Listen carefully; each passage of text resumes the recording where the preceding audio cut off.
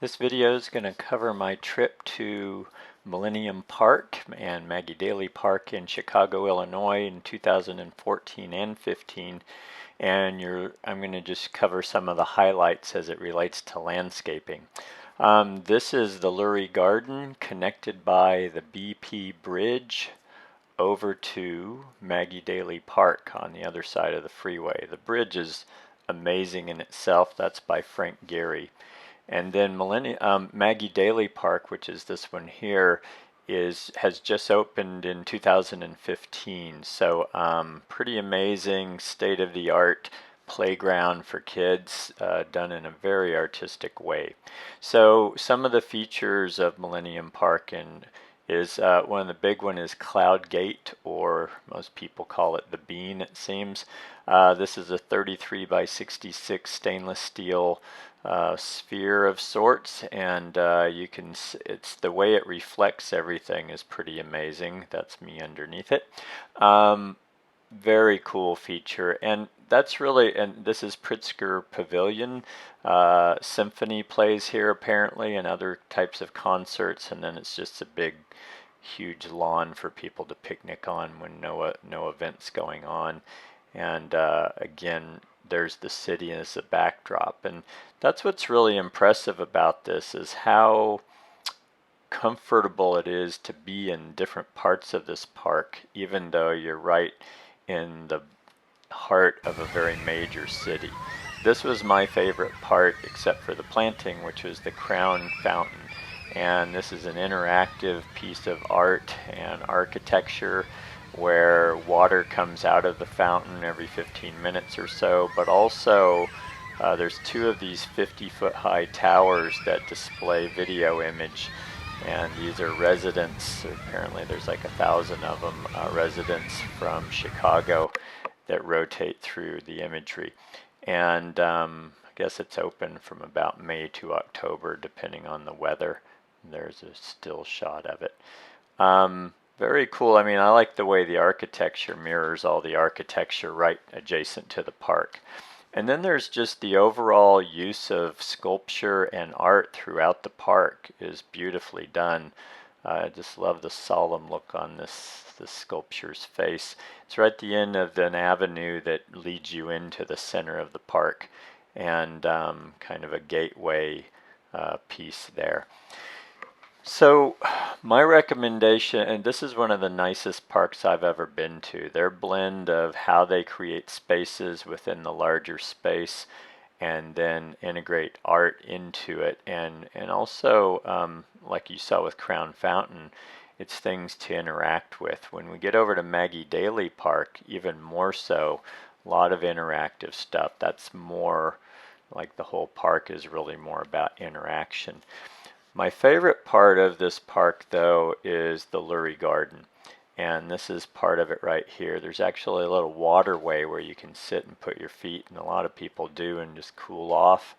And but it's these gardens right here are breathtaking for me. I'm a plant guy, so the plantscape and garden design. See how they use green wall in the background there, so that when you're in this space, it's very self-contained. As massive as that meadow is,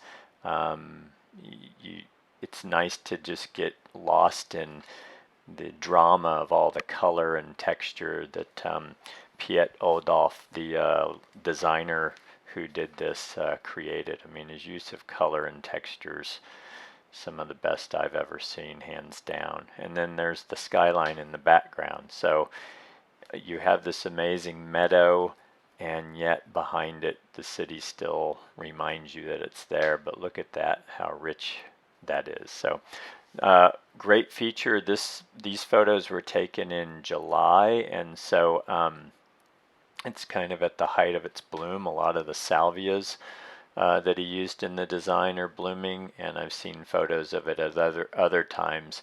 Here's another part of the garden that's not just the big meadow. And I bought a book by him called Planting a New Perspective, because I was so affected by the plant design here. So I highly recommend, if you're a landscape architect or garden designer, if you want to learn from one of the real masters on the planet, Piet Odolf, Oudolf, and Planting a New Perspective. He covers his plant design theory and in real depth in that book. So Lurie Garden, again, just a gem in the center of this city.